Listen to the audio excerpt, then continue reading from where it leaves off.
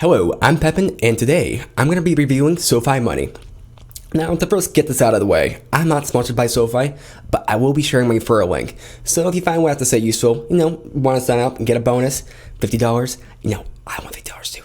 Sign up now. It's in the link, or actually wait till the end of the video because you want to know what this account's about. So don't get too excited, but still sign up or don't. It's your choice. I'm not going to judge. Not too much. I mean, there's thousands of bank accounts out there, so if you don't choose this one, that's fine. But let's get into this. So what is SOFI Money? Well, SOFI Money is an account offered by SOFI, and SOFI mostly deals with loans, like personal loans, student loans, and so they're trying to get into this money space, which is kind of the trend right now, so it's not surprising. And what they're offering is the SOFI Money account, which is essentially a savings checking hybrid. I mean, that's what they call it. And to me, that's just a marketing term, but essentially what it means is it's a checking account with a high percent APY. Now, firstly, do I recommend an account? Well, yes, I would. It's not for everyone, but it's for anyone who manages their finances, independently and who doesn't really need that face-to-face interaction of a human person. I certainly don't. I don't have friends. Now, the too long didn't watch of the video is that the account's very easy to set up, has 2.25% interest rate APY, and it's really easy to use, has all the features of a checking account, no fees, and it's pretty transparent in what it's about and what it offers. The only couple hiccups I have with the account are that bank transfers can take a while, and this is to do with the sweep method they use to kind of sweep funds into different banks. So there's some benefits to that and some cons. The other thing that's a little bit of a con with them is that they really want you to get a student loan with them, really bad. Also, they want you to invest your money with them, really bad. It's not intrusive, so it's never to the point of that's kind of okay, you just have to click some buttons to get to the money aspect. Now, if that little bit was enough to convince you to open the account, well, you're very easily convinced, which is nice for me. So just click that link in the description and give me the $50 and you'll get the $50. Just deposit $100 into the account and hey, there we go.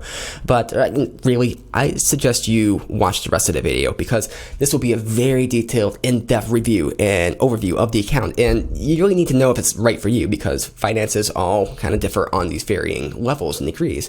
So if this account's not right for you, it's better to know than to open an account and be like, hey, I don't need this, then close it. So again, the savings checking hybrid concept is pretty gimmicky, really just a checking account with a high interest. Now, that is still kind of accurate though to call it a savings hybrid because it could be used as a savings. There's no real maintenance fees or fees for if you don't make a deposit or anything like that. It's super easy to keep open and you really don't have to do anything with the account. If you put $1,000 in that account and came back a year later, that money would be fine. It wouldn't be any less, except be rather 2.25% greater. Now, you can use this account all in the same ways you use your checking account. It comes with a debit card, and you can make purchases with it, pull out money from the ATM. The ATMs, which have certain logos on them, are free, and from what I can see around here, most ATMs would be free. And it's really cool, actually, when you do it, because I was very impressed with this, because I've had a bank before that had the free ATMs thing going on, and it took about a week for my refund to get processed. With SOFI, it's you put the card in, and then as soon as you take it out, it's oh, hey, your fee got refunded. Check to see it out. Oh, yeah, it did.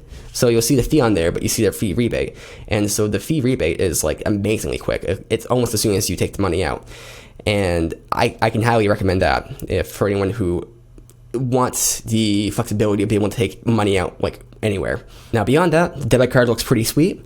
You can also set up direct deposit, write checks off it, do mobile deposits, and do pretty much anything a bank is capable of. They have bill pay. I don't know if the bill pay system is that great, but I haven't really used it because I tend to use the vendor websites to pay for things. But I think as far as the checking account goes, it's not really lacking in any features, and it's not really doing anything extra, but it is very nice, especially the free ATMs. Now, the 2.25% interest rate is very competitive, especially for a checking account. If you're curious, the interest posts on the last day of the month. So if you're wondering when that interest is going to hit, it's going to be on the last day of the month, sometimes on the first of the next month, depending on, say, the weekend and everything like that. So to give you an example, if you have $10,000 in your account, you can expect about $19 to $21. Now, obviously, the more money, the better, but I still think it's a good option for people like myself who only have modest savings and just want to get a little bit of interest. It's like not going to be a whole lot. I make maybe $17 a month on my SoFi account, but that's better than nothing. It's otherwise money I would have not have made, so there's no reason not to do it. So there are other banks that are offering comparable rates, such as Wealthfront, and Wealthfront right now is offering 2.59%, which is very high. But where you have to kind of weigh these out is, are you going to be using this as a savings / checking kind of thing, or it's just a pure savings? If it's a pure savings, Wealthfront might be a better option for you. But if you are interested in the checking aspects to the account, which I am, then I think SoFi might be a better option, even though it has a lesser interest rate. One of the things I like using the account for myself is that I can get money out from the ATM and I can make various payments through the account. And I like the checking aspects to it. I think a pure savings account would not be as good for what I'm trying to use it for, because it just gives me all this extra flexibility with my accounts. And I say this as someone who was using other savings accounts before this, and then I switched over to this, and I haven't changed from this yet. So that's a good sign, in my opinion. Now, one of the big features of this account is there's little to no fees. And this is pretty standard with most online banks, but they waive a lot of other fees as well, and it's pretty extensive. So we go to the website, and you can see that they're mostly looking at home loans, personal loans, private loans, kind of like I suggested investing. We have to go all the way over here for SOFI Money. And as you can see, 2.25% interest. Let's go further down. All right, here, check out the list of fees we don't have.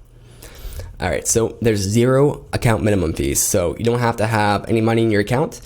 There's 0 overdraft fees. And we're going to cover that in a second here, because that is true, but it's kind of misleading. There's 0 ATM transaction fees. And that is true, but you see the asterisk there, because it has to be certain ATMs. It can't be any ATM. It has to have a certain logo on it, but I think it's pretty easy to find an ATM with that logo on it, because they're very plentiful. 0 foreign transaction fees. It's kind of nice, but honestly, if you're traveling abroad, you probably shouldn't be using a debit card. You should be using a credit card, because it's a lot more safe. So let's get to some of the fees we have here. So the first replacement card is $0, which is good, but to replace your card again, $20. That's a little high. Most places will do free. Replacement card rush delivery, $25. That's kind of high. Stop payment fee, $20. That's pretty standard. Statement and research legal processing fee, $100. That's either a lot or a little depending on your circumstance. Now, let's get to the best part here. So where they are mostly advertising. So account opening, $0. And I can prove that to be true, because I didn't open with anything. Account monthly, 0. Account annual, 0. Foreign transaction fees, 0. Inactive account, 0. Dormant account, 0. And those two right there make it really nice for a savings account, because if you put, say, $1,000 in there, you can just keep that $1,000 in there and not worry about anything kind of happening with it. There's not going to be any fees that will eat it away to 0. It's cheapened, abandoned, unclaimed account, 0. P2P transfers, 0. Bill pay, 0. I hope bill pay, 0. Mobile check deposit, 0. Yeah. Physical check, 0. So if physical checks are something that you do use, definitely this is a good thing. Return item fee, 0. Now this one's interesting, so we'll cover this in a second. Overdraft fee, 0. And that's pretty good too, but you see this little thing here. While the SoFi Money account prevents you from overdrawing in most cases, there are still only times where accounts just have a negative balance. Blah, blah, blah, blah. So it's essentially telling you that, if you read between the lines, it's not that there's no overdraft fees for SoFi, it's more that they prevent overdrafts by denying everything. If something overdrafts the account, it's not going to get paid. And that is a good and a bad thing. Now, it's a good thing because you're not negative, you're not going to have these fees, and they're not going to eat up your life. But it's a bad thing because if there's actually something you wanted to get paid, and it was very important to get paid, and it doesn't get paid, such as rent, maybe you get kicked out. That's terrible. Maybe it is a credit card bill. Now that this payment is on your report for 7 years. So essentially, it's a good thing, but it's also a bad thing. If you don't manage your money very well, it could actually save you money, because maybe the things you're overdrafting with are non-essential, and maybe that gives you more flexibility to actually, pay less in fees. But also maybe this screws up your credit report because you miss all these payments because you can't overdraft, nothing gets paid, and yeah. Now, the return item fee, that's where things are important here, because if something does get returned, let's say that something doesn't get paid, it's not going to give you a return item fee, which is very nice, because this on its own wouldn't mean very much at all if there was a return item fee. And these two together, this is a good deal right here. So for me, myself, this is a great thing because I'm not ever going to overdraft my account. But if something ever does happen where I select the wrong account to pay from and it tries to pull $10,000 from my SOFI account, which I don't have, then it's just going to come up as returned and no fee. So that will be very nice. Point of sale, ATM transactions, $0. That's not really something to brag about, but still, there's a lot of people who have these cards, these direct deposit cards that have these fees on them. So it's nothing to brag about with the online space, but it's still good. ATM transaction, domestic, international, 0. Third-party ATM, domestic, international. So let's just read this here real quick. SOFI will reimburse your account for ATM fees incurred per calendar month charged by ATM owners and operators. Blah, blah, blah, blah. So it doesn't really go over it there, but essentially, so this is kind of a little bit not misleading, but it's a little confusing. But essentially, SOFI doesn't charge any ATM fees when blah, blah, blah, if the ATM displays Visa, Plus, or NYCE logo. And from what I found, that tends to be true, so I think it's a great service and helps out a lot if you need cash. How I use the account myself is mostly as a savings account with some minor checking aspects to it. And I use it to take cash out because I don't want to take cash out from my credit union account because, it's not free ATMs anywhere, and where I work, there's an ATM, so I'd rather just take out from my SOFI account. So I do that, and things work out a little bit better. Now, something I'm going to clarify a little bit is that there's no overdraft fee, and this is more of a marketing term than anything else. I mean, it's a little bit more because it does more than what you think, but it's also kind of a marketing term because there's a regulation called Reg D, and what it does is it forces banks to give people the option to opt in for debit card overdrafts. So essentially, if they're going to be allowed to overdraft your account with a debit card purchase, they have to have you opted in and have your signature there. And if they don't, then they can't do it, or at the very least, they can't charge you a fee. And that's to stop some predatory practices. Now, banks don't have to give you the option to opt in, so SOFI just says you're opted out entirely, just automatically. And so they're saying there's no overdraft fees, but really what they're saying is that there's no overdrafts that can happen on the account, really. I mean, there's a few asterisks there because, things can change with tips and everything like that. But in general, it's not that there's no overdraft fees, it's that there's no return fees. So if something doesn't go through, it doesn't go through, it just gets denied. And again, that's kind of a good thing or a bad thing. Where it does extends as far as physical checks, ACHs, and things like that. Because usually what happens is those things will still go through when you're opted out of debit card overdrafts. But in SOFI's case, they're just going to reject everything. So things won't get paid if you don't have enough money. And if that's an issue, then this account may be an issue. Now, the account opening process is actually very easy. It took me like 5 minutes, probably quicker. It was one of the fastest things I've done. It's crazy fast. And it's kind of a good thing, kind of a bad thing. It's only a bad thing is wow, that was quick.